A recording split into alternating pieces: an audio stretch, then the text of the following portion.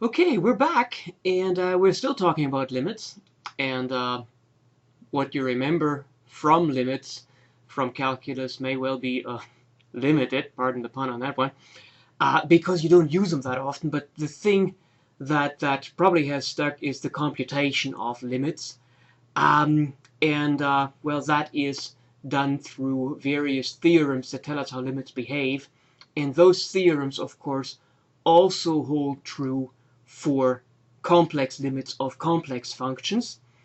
It's just that this time around, we're not just going to apply the theorems, but we're actually also going to prove them. And for that, we're going to use those epsilons and deltas that we hopefully have made some sort of friendship with up to this point in time, because we're going to go a little bit deeper with it now. So let's take a look at the next result here. Take a deleted neighborhood of z0. Take two complex functions, lowercase f and capital F, that are defined on that deleted neighborhood of z0, and assume that the limit as z goes to z0 of lowercase f is lowercase w0, and that the limit as z goes to 0 of capital F is capital W0. Then the following hold. The limit of the sum lowercase f plus uppercase f as z goes to z0 is lowercase w0 plus uppercase w0. The limit as z goes to z0 of lowercase f minus uppercase f is lowercase w0 minus uppercase w0. The limit as z goes to z0 of lowercase f times uppercase f is lowercase w0 times uppercase w0. And if the limit of uppercase f as z goes to z0 is not 0, then we can also talk about the quotient. And the limit as z goes to z0 of lowercase f divided by uppercase f as z goes to z0 is lowercase w0 over uppercase w0. So this is a theorem that is very natural and very easy to remember, because basically what it says is that the limit just moves through the algebraic operations, right? The limit of a sum is the sum of the limits. Limit of a difference is the difference of the limits. Limit of a product is the product of the limits. Limit of a quotient is the quotient of the limits, provided that we can form that quotient, which is why we have that capital W0 should not be equal to 0. Proving these things is now a little bit harder, and those proofs can take quite a while. Now the limits for sums and differences, those proofs are actually close to, in the level of difficulty, close to the proof that limits are unique, which is why I don't want to present those, and I think they might even be assigned as homework problems. But then the limit for the proof for products is actually nothing to sneeze at. That one actually takes some doing. So let's take a look at that one. And let's go through it with the same philosophy as what we had before. Let's first think about, let's first verify that all the steps are true, that all the steps are allowed, and then at the end go back and check where the ideas may have come from. So we let epsilon be greater than 0. And well, then there is a delta lowercase f, so that for all z with z minus z0 smaller delta lowercase f, we have that lowercase f of z minus lowercase w0 is smaller than epsilon over 2 times uppercase w0 absolute value plus 1. Well, that is quite horrible. Again, let's not think about why we may need that. We'll see why we need all that in the final estimate. But let's make sure that works out. Well, it works out because for every epsilon there is a delta, so that we can get that inequality. So I can just find that for an epsilon prime, which is epsilon over 2 times w0 absolute value plus 1. And I put w0 absolute value plus 1 in here because w0 could be equal to 0, and I don't want to divide by 0, of course. Okay, and we also have that for z minus z0 small delta f, we have that f of z minus w0 is smaller than w0 absolute value plus 1. That's another simple estimate with the triangular inequality, because, well, ultimately, it's not even the triangular inequality. We just use another epsilon double prime, which is W0 absolute value plus 1, and we can make sure that this thing is smaller than this epsilon here also. Now, why we want to do that, we'll see later on. Basically, the idea to read an analysis proof linearly is to be completely unscrupulous, and if there are some fancy things here and here, just ignore them, just make sure that it can be done. And again, here W0 absolute value plus 1 is used because if W0 absolute value was 0, well, we couldn't find then a delta, so that works. But even if W0 absolute value is 0, we add 1 and we can find a delta so that this difference here is smaller than 1. Okay, moreover, there's a delta capital F greater than 0, so that for z minus z0 smaller delta capital F, we have that capital F of z minus capital W0 is smaller than epsilon over 2 lowercase w0 plus 1. So again, there is a delta F, so that for z minus z0 smaller than delta F, we can make f of z minus w0 small. Okay. Let delta be the minimum of delta lowercase f and delta capital F. Remember, that was a step we also had in the proof that limits are unique. We have two deltas, and because we want both or all the inequalities that are true when z minus z0 is smaller than either of the deltas is satisfied, we want to have all of those inequalities to be true, so we choose our final delta to be the minimum of all the other ones. Then for z minus z0 smaller than capital delta, well, notice that then we have that this is true as well as that is true, which means we will be able to use this inequality, sorry for the quality of the highlighting, as well as this inequality here. And we will. So now we're interested in lowercase f times capital F of z minus lowercase w0 times capital W0, which is what we ultimately must make smaller than epsilon. Well, remember, there are two tricks, adding 0 and multiplying by 1. We add 0, and basically, well, we'd like to factor something out, and we can't do that because the f's don't connect directly with the w's. But if I now put a mixed term in here, lowercase f of z times capital W0, and if those absolute values weren't there, this would really be just minus plus, so we're just adding 0. Then I have stuff that I can factor out, and then I just apply the triangular inequality and separate it in such a way that I've got lowercase f times capital F of z minus lowercase f of z capital W0, that's one absolute value, and lowercase f of z capital F of z minus lowercase w0 capital W0 as absolute value. And the inequality works out because obviously I've used our best friend, our new best friend, the triangular inequality. Okay, now I can factor stuff out. I can factor the lowercase f of z out here, and I keep a capital F of z minus capital W0. But that's something I can control. That's good. And here I can factor out a capital W0, and I keep a lowercase f of z minus lowercase W0. But again, that is a term that I can control. Now I use that the difference between z and z0 absolute value was smaller than w, smaller than delta. And so I know, for example, that f of z I need to have that f of z is smaller than w0, not f of z minus w0 smaller than w0 plus 1. Okay, I could start over again, or I could fix it, but I think here's also a good opportunity to show how you fix something if you didn't quite get it right the first time. So let me pause briefly. All right, well, I'm back, and I fixed it. Now we have to figure out what I fixed and well, whether it works or not. So let's see.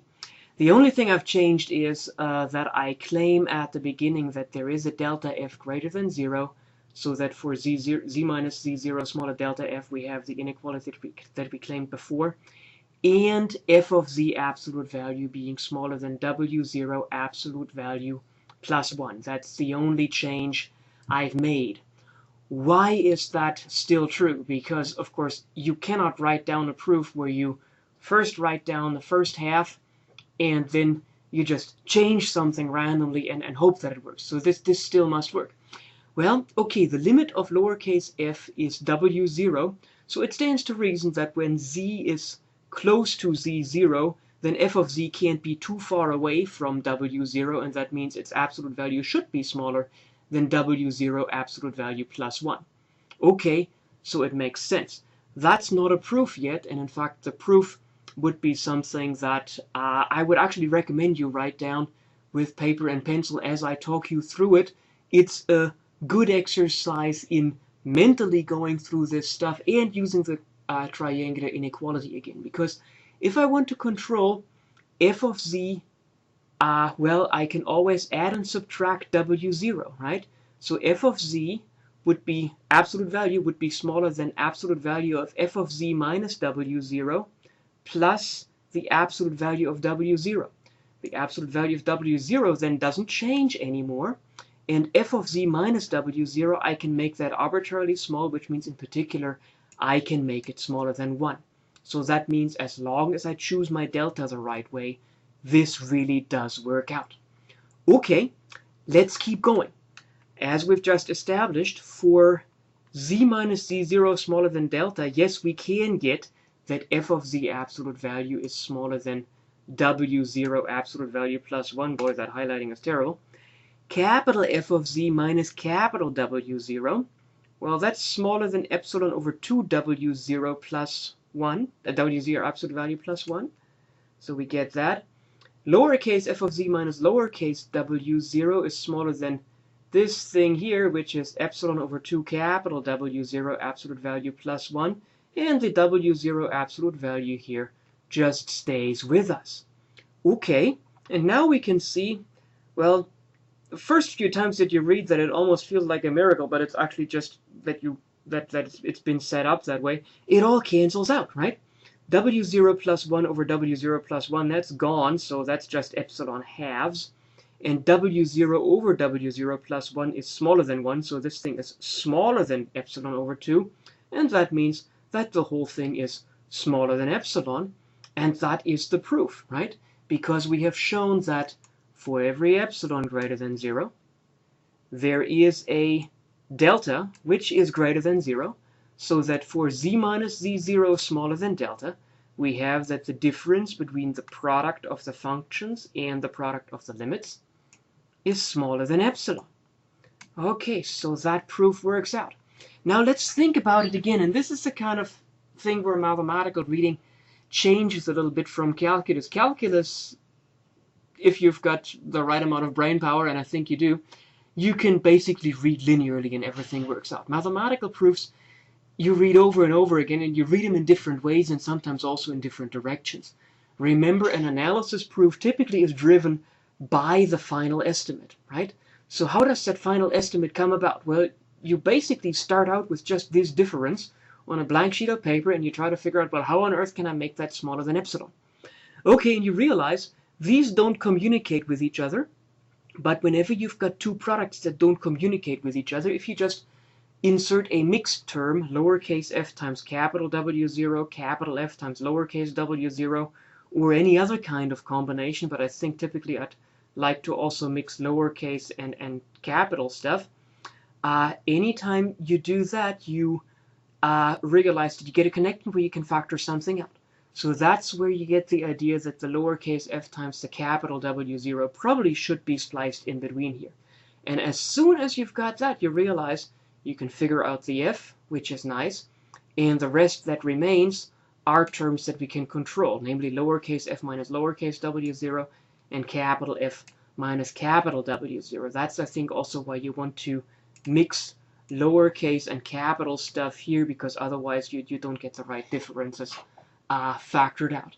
As soon as you can control that, you have to start thinking, well, how can I make all of this smaller than epsilon? Well, I've got two terms, so obviously I'll have to deal with epsilon halves in these two literally separate trains of thought. And the easier one then is the latter term, because here we just have a number, and the way you get rid of a number is to divide by that number, and to make sure that that nothing goes wrong when the number is 0, you divide by the number plus 1. So that gives us the epsilon over 2 W to capital W0 absolute value plus 1, which is what we had over here. And you certainly want to do the same thing over here, but the f of z is not constant. That's why you first have to think yourself through the fact that you can make the f of z smaller than some kind of constant. Remember, f of z is close to W0, which means that f of z absolute value should be smaller than W0 plus 1, and you can work that out with a triangular inequality. F of z minus W0 absolute value can be made smaller than 1, which means if I go with plus minus W0 here, I get f of z minus W0, which is smaller than 1, plus W0 absolute value, which I keep. So I get this upper bound here. Highlighting is terrible. And then that means I now need to somehow control this thing with something that cancels the W0 plus 1, and that's this term over here. And then, of course, everything works out to be epsilon. Now notice that if I had worked this proof out on a board in class, I really sometimes do that in analysis class, that I first write down the final estimate and then I write down the header, because the estimate tells you what you need, and then you actually also get the header right. If I had done that, and if I could do this kind of thing with these kinds of panels, I wouldn't have made that mistake up here. All right, that being said, I think we've gone through one of the harder proofs for a while. Let's see what else is in store for us. If you have a polynomial, and of course polynomials are very natural functions to consider, and you've got a point in the complex plane, then the limit as z goes to z0 of the polynomial is the polynomial at z0. And the proof of that now is actually very much calculus style. Now that we've got these powerful laws, we realize the limit of the polynomial is the limit of, well, the expression that gives us the polynomial, but the expression is a sum. And the limit of a sum is the sum of the limits. So I can take this as the limit of a0, limit of a1z, a2z squared, and so on and so on. But the limit of a constant is the constant itself. So we get a0 here. The limit of a product is the product of the limits. So the limit of a1 is a1. The limit of z is z0. The limit of a2 is a2. The limit of z squared, remember, that's just z times z. So that's 0 times z0, which is z0 squared. And you go all the way through to the end, and you get that this is really just the value of the polynomial at z0. And that's already the end of the proof. Okay, so those limits can keep us rather busy. I think this is in fact another separate section in the text. So if you want to, go ahead and pause the presentation right here. Go through some of the homework problems for that section. Some of those things probably will be proofs, and they can take quite a while, but remember, you can get through that. It will probably take longer than a standard calculus problem, but it's not impossible. Limits at infinity now, or limits involving infinity, is basically just a little bit of shifting gears. And the way Churchill and Brown do it is they reduce all the limits that involve infinity to limits that actually involve only finite numbers, which I find in retrospect actually rather elegant. It's the first time that I've seen it approached that way, as far as I recall. My memory may be faulty there, but I've done mathematics for a long time, and if I have seen this approach at all before, then it was a long time ago. So it's not really very standard, even though it has something to it.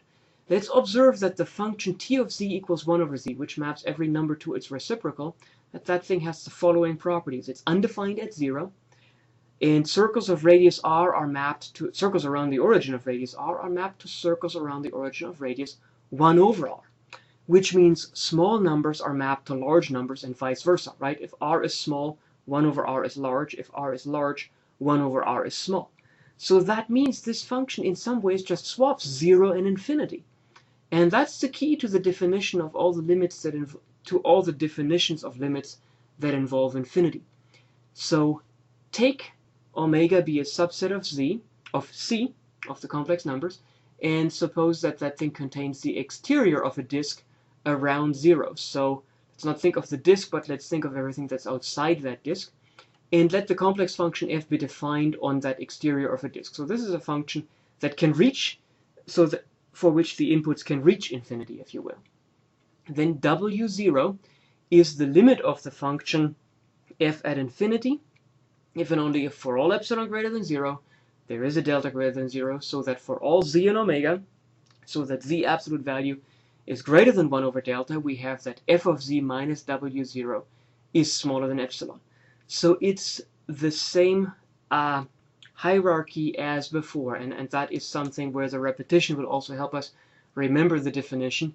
Anything that involves limits typically is for all epsilon greater than 0, there is a delta greater than 0, so that the following happens. And here, what do we want? We want for large z, so for z being greater than 1 over delta, epsilon and delta are both considered to be small, so going with z absolute value greater than 1 over delta just means that we're getting rather large there. We have that f of z minus w0 is smaller than epsilon. So that means the intuitive idea that when your numbers get close to infinity, your input numbers get close to infinity, then your output numbers ought to get close to the limit. That's exactly what this encodes. The notation is that the limit as z goes to the infinity of f of z is w0. And we're going to go through 4 of those things actually. So let's now talk about a deleted neighborhood of z0. Let the function be defined on omega. And let's talk about infinity being the limit of the function at z0. Well, that's the case if and only if. Well, we can also already predict the beginning. For all epsilon greater than 0, there is a delta greater than 0. So that for all z and omega with z minus z0 smaller than delta, we have that f of z absolute value is greater than 1 over epsilon. Remember that technically we could actually just say greater than epsilon, but remember the connotation is epsilon is small, which means the connotation then would be that 1 over epsilon is large, and so that means this definition just says when z is sufficiently close to z0, then f of z gets incredibly large. And that's what an infinite limit should be, right? As you get close to the point, your function blows up. The notation is that the limit as z goes to z0 of f of z is equal to infinity. Third one, well, let's see. We're going to talk about a domain that contains the exterior of a disk around 0, and we want to have the complex function again be defined there. And we want to talk about infinity being the limit of the function at infinity. Well, how should that work out? That would mean that for large input values, the output value, for large input values, and that's encoded by the at infinity, the output values should also be large. So that should be if and only if for every epsilon greater than 0, there is a delta greater than 0, so that when z absolute value is greater than 1 over delta, large input value, we have that f of z absolute value is greater than 1 over epsilon, large output value. Let's see if that really is the case. If and only if for all epsilon greater than 0, there is a delta greater than 0, so that for all z in the domain, so that z absolute value is greater than 1 over delta, we have that f of z absolute value is greater than 1 over epsilon. I think the reason why the way Churchill and Brown set this up isn't that common in other texts is because, well, you've got the 1 over deltas and the 1 over epsilons here, which people often don't like that much. But I mean, in some ways, the nice thing here is we keep the repetition going. We keep grinding almost literally into our mind that limits are always for all epsilon greater than 0, there is a delta greater than 0. And there's something to be said for that.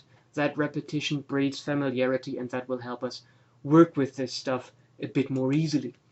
Okay, so the notation is that the limit as z goes to infinity of f of z is infinity. And now we actually talk about some theorems. We take z0 and w0 both to be complex numbers. Then the following hold. The limit as z goes to z0 of f of z is infinity if and only if the limit as z goes to z0 of 1 over f of z is 0. Well, that makes sense, right? If f gets large, then 1 over f gets small. If 1 over f gets small, then f gets large. The limit as z goes to infinity of f of z is w0 if and only if the limit as z goes to z0 of 1 over z is w0. Well, that's because if the input values z get large, that's the same as saying that we can send this z to 0 and then 1 over z gets large. Similarly, if this z goes to 0, then 1 over z gets large. The limit as z goes to infinity of f of z is equal to infinity if and only if the limit as z goes to 0 of 1 over f of 1 over z is equal to 0. Output gets large means 1 over the output gets small. Input gets large means 1 over another input that goes to 0 would get large also. Okay, the proof, I think we're not going to do the whole proof, but for every statement, the key to the proof really is that, informally speaking, the function z maps to 1 over z, that function interchanges 0 and infinity. For example, for part 3, what do we need to do? Consider the situation that the limit of f as z goes to infinity is infinity. Well, then for every epsilon greater than 0, there is a delta greater than 0, so that for all z absolute value greater than 1 over delta, we have that f of z is greater than 1 over epsilon. Well, that means that for all z absolute value smaller delta, we have that 1 over z absolute value is greater than 1 over delta, which means that f of 1 over z is greater than 1 over epsilon, and hence 1 over f of 1 over z is smaller than epsilon, and if I subtract a 0, that doesn't change anything. And that says that the limit of 1 of f of 1 over f of 1 over z as z goes to 0 is in fact 0, which is what is stated here, so I wouldn't have needed to break my tongue on that one. And the converse, which says that the limit as z goes to 0 f of 1 over z equals 0, implies that the limit z going to infinity f of z equals infinity, is actually proved very similarly. So you can see here how Churchill and Brown have set that up very skillfully, because you work with reciprocals in the right places. The translations to limits that involve finite numbers in the input as well as finite numbers in the output is very, very fluent here. I leave that other direction to you. It may even be an assigned homework problem, but it certainly is well worth thinking about to just get more familiar with these ideas. Okay, example.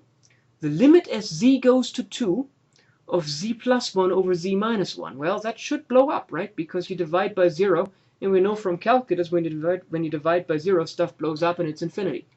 So that is infinity, yes, but why is it infinity? It is because the limit as z goes to 2 of the reciprocal, z minus 2 over z plus 1, sorry, is equal to 0, because as z goes to 2, the numerator goes to 0, the denominator goes to 3, and 0 divided by 3 is 0.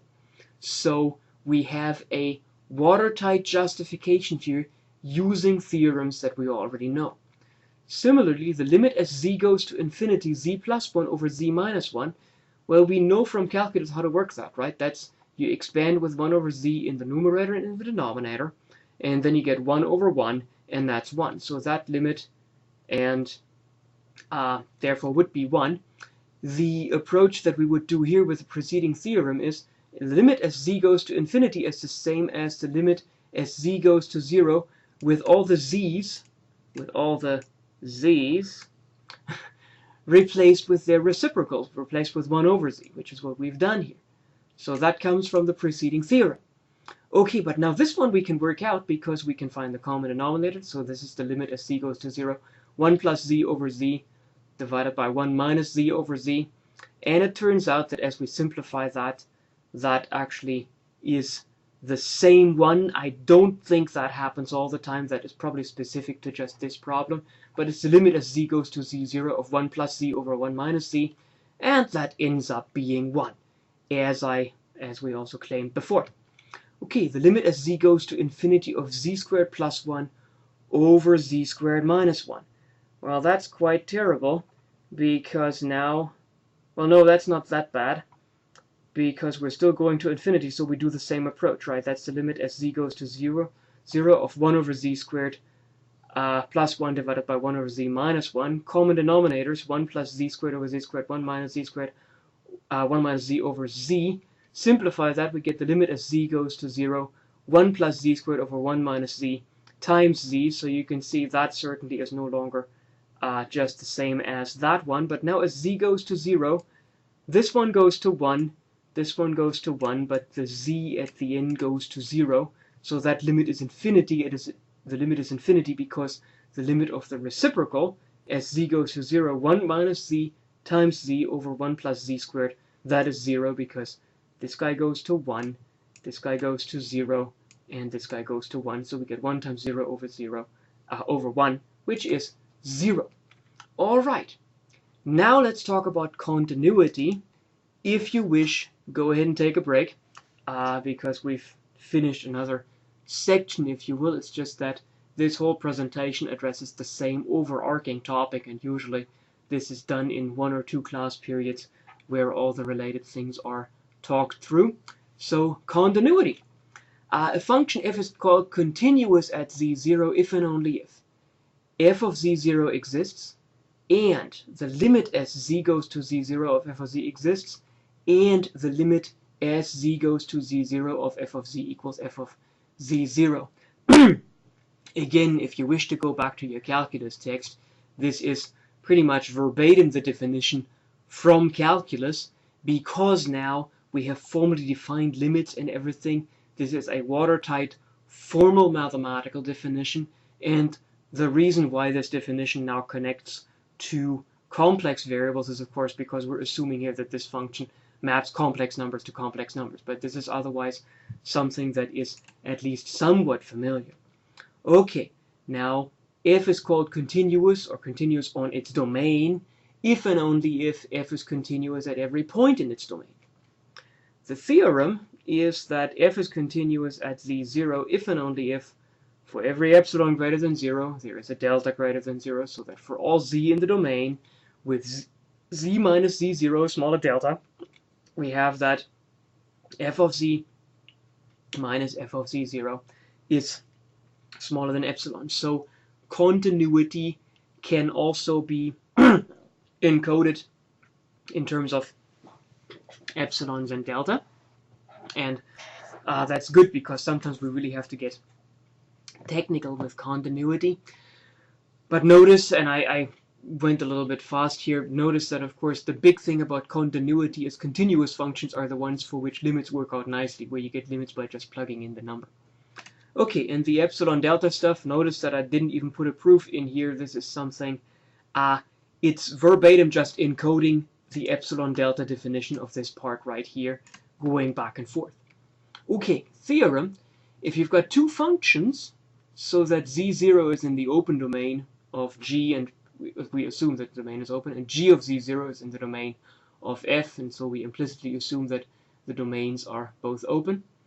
Then we say the following: if g is continuous at z0 and f is continuous at g of z0, then f composed with g is continuous at z0. Now, from our limit laws, it's actually fairly easy to derive that continuity is preserved by addition, multiplication, subtraction, and division.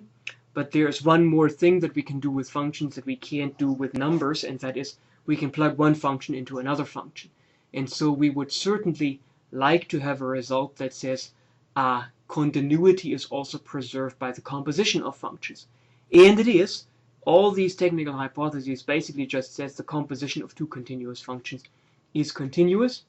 And the proof, and I think we'll go through the whole thing here, it's just a staggered epsilon delta argument. So let epsilon be greater than 0.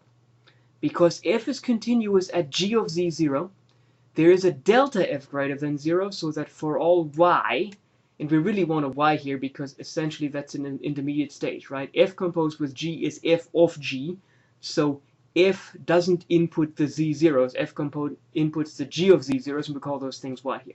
For all y, so that y minus g of z0 is smaller than delta f, we have that f of y minus f of g of z0 is smaller than epsilon.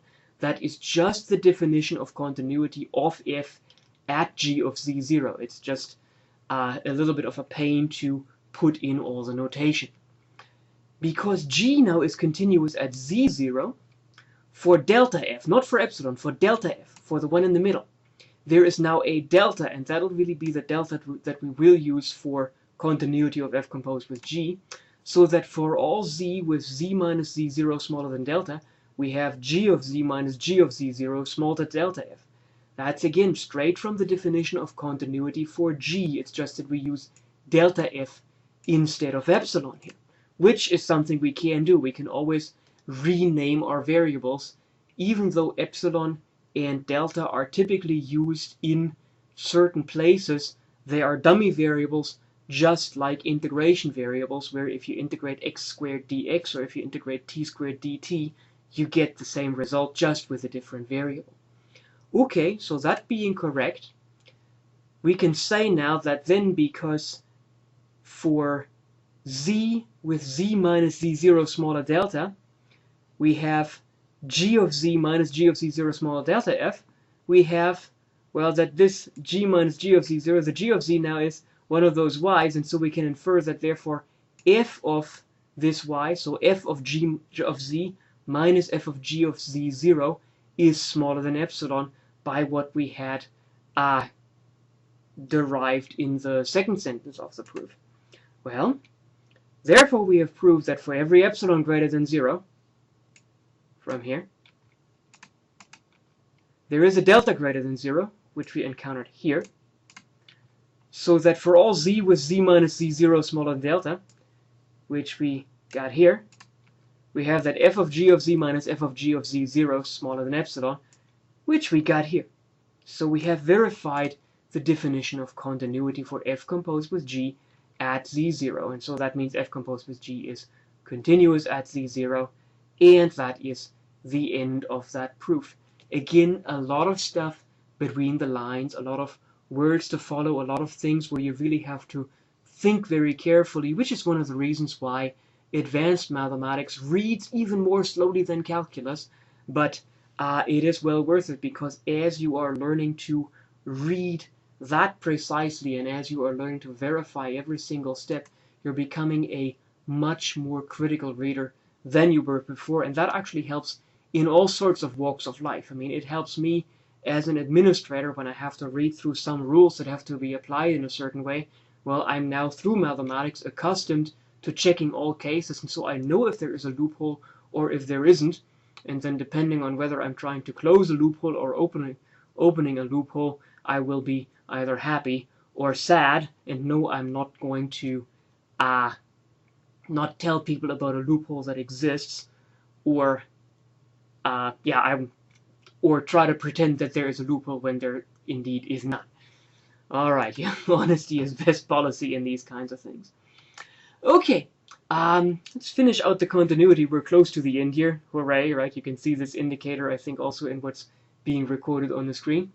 If f is continuous at z0, and f of z0 is not equal to 0, then there is a neighborhood of z0 on which f has no zeros, which is rather nice, because basically that means that zeros can't just cluster up around a point where the function in fact is not 0 itself. The proof, well, we let epsilon be greater than 0, but we want epsilon to be f of z0 absolute value, so it's another one of those where we find out at the end why the choice of epsilon was the way it does. But remember, if something works for all epsilon, well, then I can certainly choose my epsilon to be f of z0 absolute value, which is not equal to 0 and therefore greater than 0. Well, for that thing there is a delta, so that for z minus z0 smaller delta we have f of z minus f of z0 is smaller than epsilon. Yeah, sure, definition of continuity works. So therefore, for z minus z0 smaller than delta, we have f of z absolute value is f of z minus f of z0, no, is f of z0 minus f of z0 minus f of z in parentheses. Well, is that really true? Yes, it is. F of z0 minus f of z0 is 0, and minus minus is plus, which even wouldn't have mattered because we have an absolute value here. So those two are equal. Our new best friend, the reverse triangular inequality, says that this is greater than or equal to f of z0 absolute value minus the absolute value of the rest, which is f of z0 minus f of z. Basically, the triangular inequality always works when you want to make an absolute value smaller than two other absolute values. If you want to make an absolute value greater than two other absolute values, or greater than the difference of two other absolute values, you use the reverse triangular inequality. Here's one of those stages where you may want to go back in the book or to the requisite presentation, to the slides, to just make sure that that you remember the reverse triangular inequality. But again, that verifies that that works. And that means this is now greater than, because, let's see, f of z minus f of z0 is smaller than epsilon, which means that this difference, these minuses make sure that this is greater than f of z0 minus epsilon, and that epsilon was f of z0 absolute value. And so that means that's equal to 0. And so that means for all z minus z0 smaller than delta, we have that f of z is greater than 0. And that's what we want to prove. We have that f of z is not equal to 0 for all z minus z0 smaller than delta. And that's the end of the proof. The bar has reached its end too. This is the end of the computation, which would be, or which is the end of the presentation, which would be rather nice. But how on earth do you think of this stuff? And believe me, I'm not trying to toot my own horn here. It's not like I invented all this stuff. Most certainly I did not. And most certainly I asked myself exactly the same question as I was at a similar stage in my career.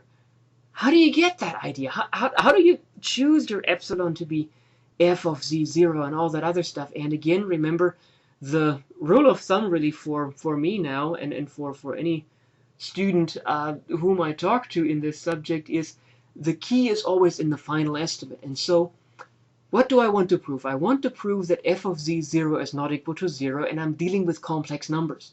I'd much rather deal with real numbers. And so working with absolute values to work with f of z absolute value actually is quite natural.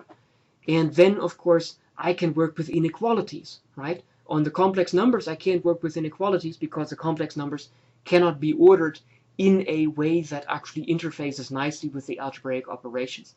That's an abstract result that I'm only mentioning. It would take a while to explain, but basically, if we could order the complex numbers, we would have done it. Okay, so I can work with absolute values here, and that way I can work with inequalities. All right, what can I control? I can control the difference between f of z and f of z0, and I can make that small. So it makes sense to shift in this f of z minus f of z0, and then again, with enough experience in the triangular inequality, we realize that the absolute value of a difference is always greater than the difference of the absolute values. And here's where, well, because I want to make this greater than 0, I want to have a fixed number that I know that is not 0, so it makes sense to split it off in such a way that I get the f of z0 here. And then I have something here which I can control, which I can make small. How small must I make it? I must make it smaller than f of z0, absolute value, to make sure that this is greater than 0. Aha! That is where this epsilon at the beginning comes from. Ha!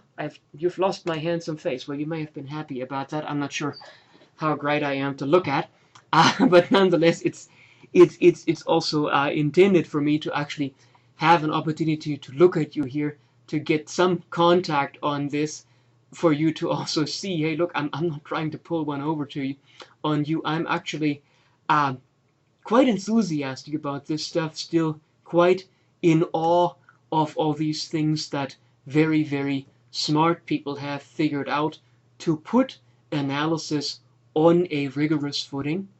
And we have seen here now, on one hand, as we went through it, that the proof is true, and as we went back through it, I hope you also got a good idea as to how people can think of these proofs, because, well, you may have to produce some of those proofs on the homework.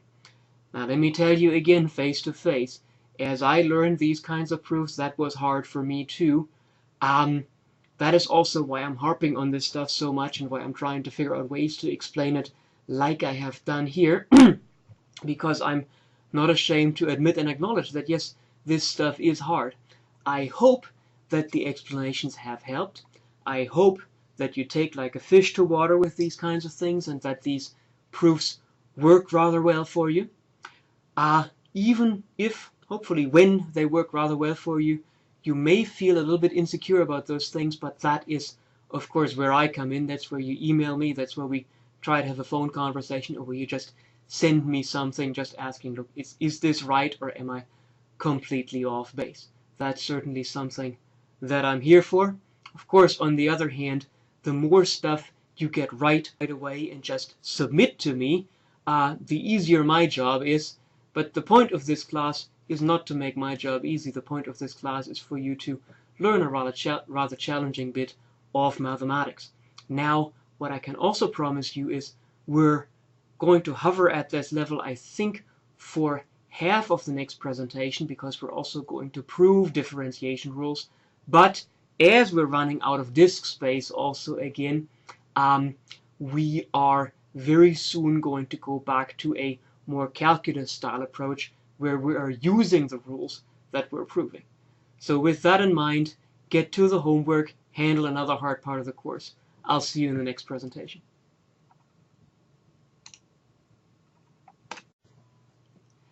Okay, we're back, and we're still talking about limits.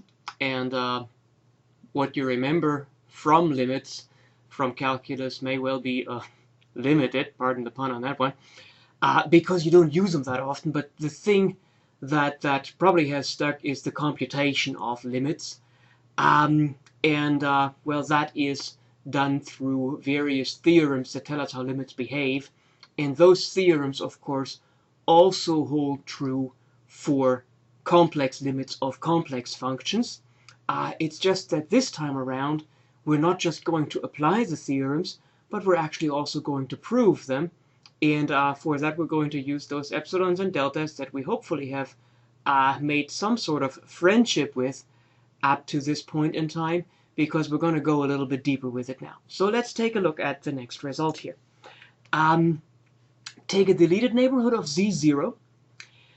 Take two complex functions, lowercase f and capital F, that are defined on that deleted neighborhood of Z0, and assume that the limit as z goes to Z0 of lowercase f is lowercase w0, and that the limit as z goes to 0 of capital F is capital W0. Then the following holds. But let's make sure that works out. Well, it works out because for every epsilon there is a delta, so that we can get that inequality. So I can just find that for an epsilon prime, which is epsilon over 2 times W0 absolute value plus 1. And I put W0 absolute value plus 1 in here because W0 could be equal to 0, and I don't want to divide by 0, of course. Okay, and we also have that for z minus z0 small delta f, we have that f of z minus w0 is smaller than w0 absolute value plus 1. That's another simple estimate with the triangular inequality, because, well, it's not even the triangular inequality. We just use another epsilon double prime, which is w0 absolute value plus 1, and we can make sure that this thing is smaller than this epsilon here also. Now, why we want to do that, we'll see later on. Basically, the idea to read an analysis proof linearly is to be completely unscrupulous, and if there are some fancy things here and here, just ignore them, just make sure that it can be done. And again here, w0 absolute value plus old. The limit of the sum lowercase f plus uppercase f as z goes to z0 is lowercase w0 plus uppercase w0. The limit as z goes to z0 of lowercase f minus uppercase f is lowercase w0 minus uppercase w0.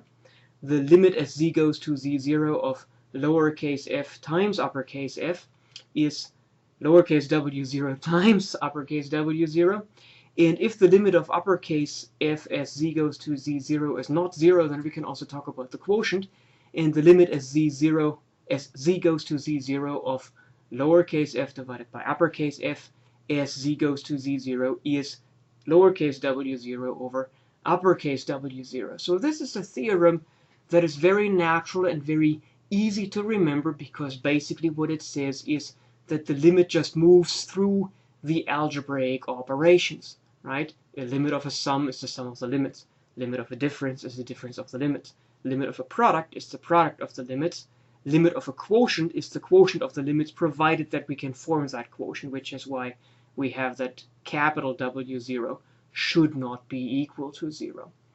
The Proving these things is now a little bit harder, and those proofs can take quite a while.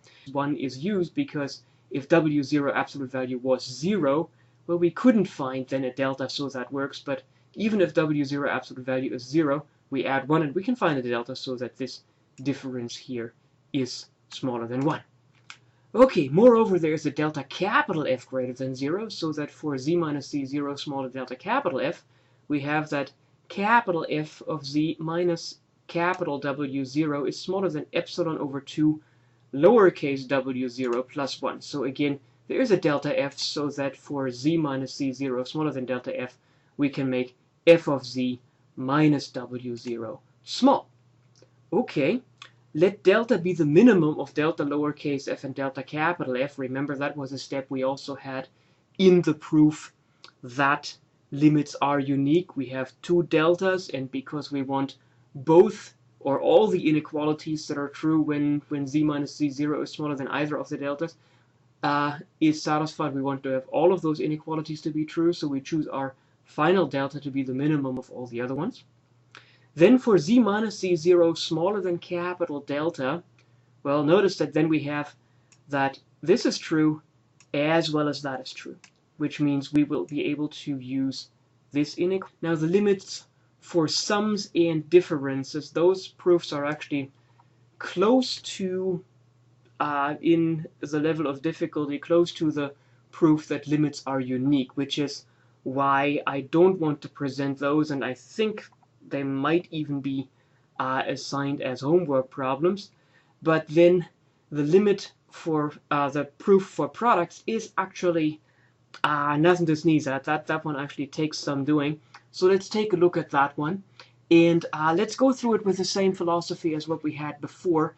Let's first think about, let's first verify that all the steps are true, that all the steps are allowed, and then at the end go back and check where the ideas may have come from. So we let epsilon be greater than 0.